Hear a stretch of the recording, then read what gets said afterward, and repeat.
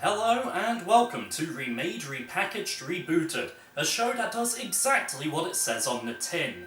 These days, remakes and reboots are everywhere. Heck, some franchises can't even get through their current run before being rebooted.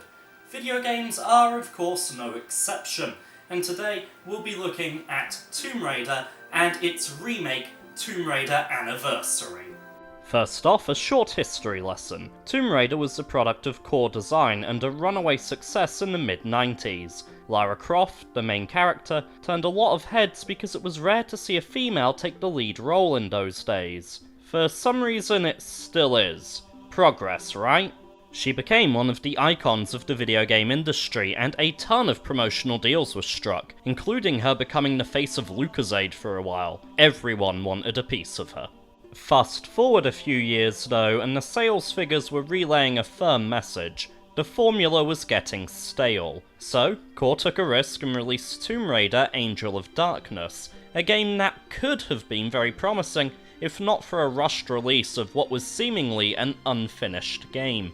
Ultimately, the Tomb Raider franchise passed to Crystal Dynamics, who created Tomb Raider Legend. While they'd been working on that, Core Design had started working on Tomb Raider Anniversary, a remake of the very first Tomb Raider. However, the project was scrapped and the entirety of Core's build was lost forever. After completing Tomb Raider Legend, Crystal Dynamics revived Core's project and made the version of Tomb Raider Anniversary you've seen on the shelves.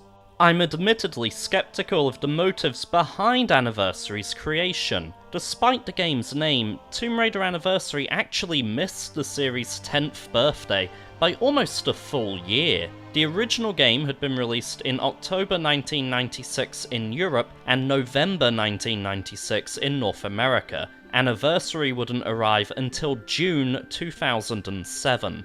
In a making-of DVD that came with the collector's edition of the PS2 release of Anniversary, Crystal Dynamics stated that they wanted to stay true to the original game, that they were new to the franchise and felt going back over the series' origins would help them understand and recapture the true essence of the series. To explain why I feel they didn't succeed in doing any of that, I first have to talk about my thoughts on the original Tomb Raider. While the advertising and reputation of the series may promote fast-paced action, I find Tomb Raider to be a very slow and methodical game. You have to exercise care and caution at all times. You're more likely to be killed by your environment than an actual enemy. In fact, the enemy count in this game is remarkably low, and you can play for maybe 20 minutes at a time without having to draw a gun. Each level is like a giant mechanism. There are a lot of moving and interactive parts. The tombs especially feel like an ancient puzzle block, which makes sense as a tomb's primary goal is to keep people away from the deceased body and possessions so that they can rest in peace. You're always left to figure things out on your own with no real guidance, exactly as Lara would be. These are undiscovered places. There's no roadmap because no adventurer's been here before you. At least that's true in most cases. Dampier. There are also some areas where you can do things in whatever order you choose, for example collecting the keys in St. Francis Folly. This gives you a great sense of accomplishment when you succeed because you're due all of the credit. A great touch is that music is very rarely used during gameplay. This amplifies a feeling of being alone with your surroundings, hearing only your own footsteps as you run around. It also means that when other sounds are used, the resulting emotional response from you as a player is much more intense. Hearing a wolf's howl through the silence, or the simply heart-pounding tune that plays when an enemy is nearby, can still give me the goosebumps today. The levels are all made on what can only be described as a grid system. Anyone who's ever used the Tomb Raider level editor will know what I mean. Almost everything is a textured cube. Some are sloped, some are spiked, this is true, but everything feels like it's constructed of equally sized Lego blocks, and it's all quite jagged and threatening.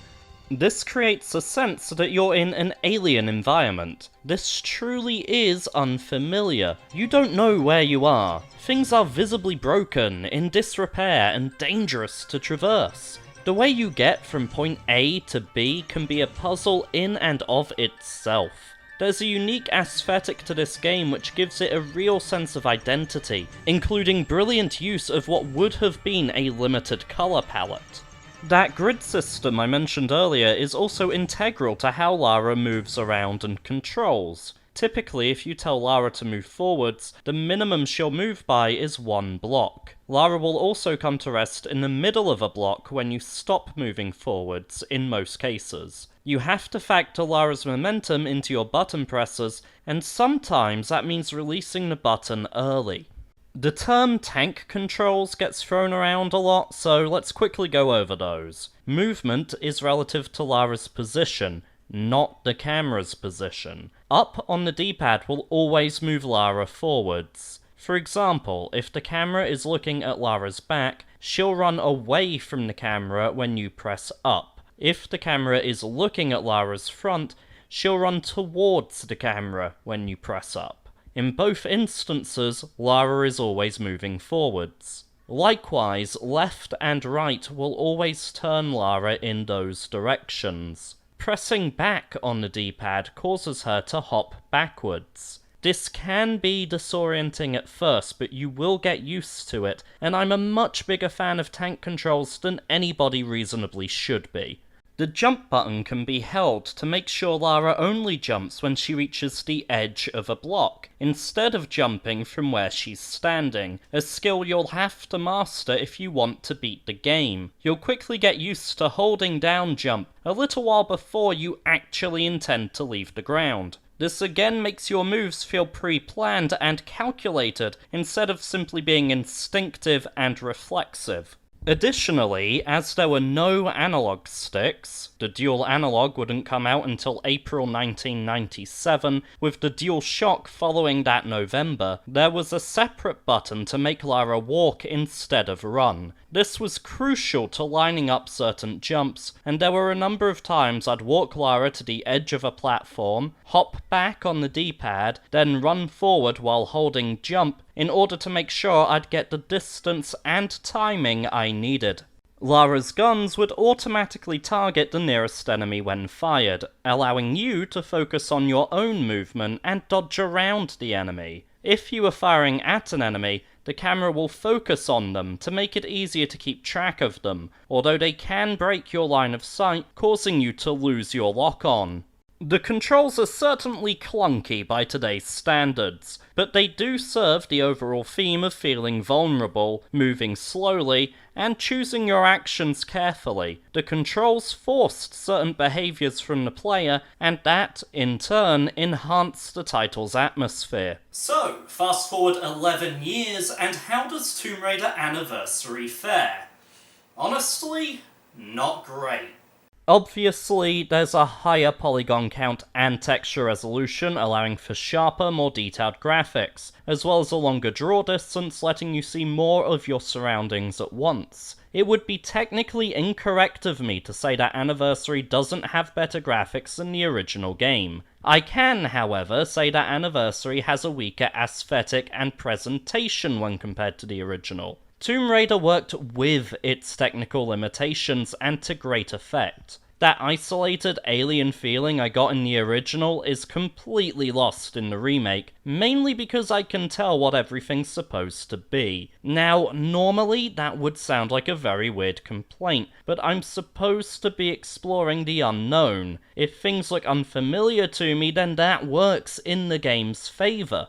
I mentioned the original game used a limited colour palette, seemingly a maximum of 256 colours per texture, but still managed to make everything distinct, give it an implied surface, and make each level stand out. Anniversary has millions of colours at its disposal, but chooses to use mostly browns and greys. I get that these places haven't been maintained and are literally falling apart, but the release from almost 11 years earlier does a better job of conveying things like cracked and peeling paint, and has great little touches like placing specks of green around waterlines that's just missing entirely in the remake. Things look very bland and uninspired in Anniversary. Let's take a look at the interior of the Great Pyramid. It looks a little flat, but there are clearly a lot of Stargate Atlantis influences. Compared to the same areas in the original— Holy shit, the walls are made out of pulsing muscles! This place is alive, and I'm trapped inside it. Why didn't they keep this? It's not just cosmetics either. Some levels have been condensed or had their layouts rearranged. Several puzzles are now shorter and simpler too. The industry calls this streamlining. I call it dumbing down. Some parts of the game, including my favourite levels Lost Valley and Colosseum, are now unrecognisable. Many of the changes seem to have been made to accommodate for Lara's expanded moveset. The game uses the same engine as Tomb Raider Legend, and most of the actions you could perform there have survived the transition. This includes swinging from ropes, balancing atop small perches, and wall running via a grappling hook. Lara's movement is now relative to the camera, so pulling down on the analog stick will move Lara towards the camera. Admittedly, I do miss her old backwards hop. The analog control makes Lara feel a lot looser, and I'm not so sure of where she'll start and stop. There are also more directions you can face, and it's possible to wobble left or right on the approach of a jump. I can't count the amount of times I landed somewhere other than I expected to, and I found distances much harder to judge in this remake. This faster, looser movement means that the calm and considered approach has gone out the window in favour of a more run-and-gun style of gameplay, and the changes to the level designs reflect this. The flow and speed of the game is an entirely different beast now, as proven by the fact that the speedrun record for the original game is 1 hour, 27 minutes and 59 seconds, while the record for the remake is just 39 minutes and 40 seconds. The enemy count has also increased, and, if you ask me, the AI seems more aggressive. There's also an adrenaline reaction you can trigger, which slows down time and allows you to perform a lethal blow if you can dodge and counterfire properly. The changes are particularly noticeable during boss fights. Okay, advanced warning. I'm about to talk about one of the things I am most passionate about in the entire Tomb Raider franchise. And it's something that annoys me a little bit, so I may, just possibly, get a little bit ranty. The Lost Valley is my favourite level, partly because of that waterfall, but mostly because of the T-Rex. In fact, the T-Rex made such an impact that it returned for Tomb Raider 2 and 3. So, you're in a surprisingly lush and green area when you're rushed by some raptors. You take them out while thinking, dinosaurs? Knowing Lara is likely just as surprised as you are. You press on until the screen shakes and you hear a thud. The screen shakes again. Another thud. The danger music creeps in.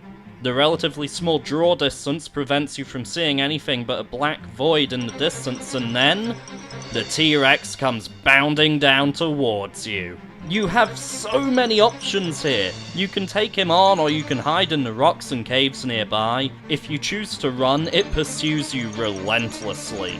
It is everywhere. You are genuinely scared of this thing, and it's simply brilliant that you can complete the entire level without actually killing it. Although, if you do take it down, you feel like an absolute badass. I was really looking forward to this in Anniversary. I got to what felt like the spot, and a cutscene kicks in. This immediately dampens the mood because I'm just watching it approach instead of experiencing those tense moments of, the screen just shook. The screen never shakes. What is that? What is that? It's all completely gone. Then comes our old friend QuickTime events. Something that's annoyed me as far back as Shenmue. Finally, the cutscene ends and I'm essentially in an arena, forced to fight the T-Rex and doing a lame and tired routine of aggravating it to force it to charge into an environmental hazard. What a disappointment. This isn't the only boss character they managed to ruin. In St. Francis Folly, you'll often encounter Pierre, a fellow treasure hunter. In the original game, he simply turns up and starts shooting at you. You return fire for long enough and he'll run away, but he's a constant pain in your ass and you never know when you're going to exit a room, only to have one of his bullets fly past your face. In Anniversary, you get a cutscene where he and Lara exchange quips. Yeah, really. They also replace all of the fights with Natla's henchmen in Natla's mines with more quick-time event cutscenes as well. You don't feel as involved because it's not happening to you. You're not experiencing these exchanges firsthand anymore. Several of the cutscenes themselves have also been altered. You see, Tomb Raider Legend turned out to be the first part of a trilogy. Tomb Raider Anniversary served as the trilogy's second part, and Crystal Dynamics would go on to make Tomb Raider Underworld, the final part of the trilogy, which sees the villains of the first two games team up. Yes, they changed plot details and events from the original game to make it fit their own trilogy's narrative, which happens to play out like poorly written fanfiction, by the way. Yet they still claim they wanted to honour and respect the core principles of the original title. See, here's the thing. Despite everything I've said about it, I can't stand here and tell you that Tomb Raider Anniversary is a bad game. Even for its time, you could probably say it was above average. For me to be able to say that, though, I have to completely wipe my mind of the fact that it is a remake. It's only when I compare it to the original game that I start seeing its failings. I understand if you've not played the original Tomb Raider and you're put off by the graphics and controls. If you're conditioned to expect modern game tropes, then Anniversary is probably for you. For the rest of us, Anniversary is the inferior version, and it serves as proof that, in some ways, especially in assuming intelligence on the part of the player, game design actually went downhill over the span of the decade between these releases. If you want to buy these games and try them out for yourself, it's relatively easy to do so. The original version of Tomb Raider was released on pretty much everything. PlayStation 1 copies go cheap all the time on eBay. Additionally, you can get the Sega Saturn version if you really want to play it on a console. However, the Saturn version will cost you a little bit more. There's also the PC version available through Steam and Good Old Games. However, if you're going to play the PC version, just be very, very aware that the controls are garbage. I could only play Tomb Raider on PC after some fiddling around with Xpadder. In fact, I'll probably put my controls up here somewhere so that you can see how I had it laid out and maybe copy that for yourself. I find it to work quite well like that. Alternatively, Tomb Raider Anniversary was also released on more or less everything. You've got the PlayStation 2 version, there's a PSP version, it's also out on Xbox 360, probably about the only version I don't have. You can get it on PC, again through Steam. Alternatively, there is a HD Trilogy collection on the PlayStation 3, which collects Tomb Raider Legend, Tomb Raider Anniversary, and Tomb Raider Underworld. So you do have a lot of choices. There are actually some more Tomb Raider topics to cover in a future video. First is Tomb Raider Unfinished Business, aka Tomb Raider Gold. The other is, of course, the Tomb Raider Reboot and its Definitive Edition. Subscribe now to be the first to know when those videos start going live. So it turns out I was rather silly when setting the camera up. I thought it might be cool if I wore a blue shirt and some khaki shorts. I don't know if you can really see those there. And, you know, it's a bit like Lara, but yeah, camera only goes down to about here, so no one can really see the shorts.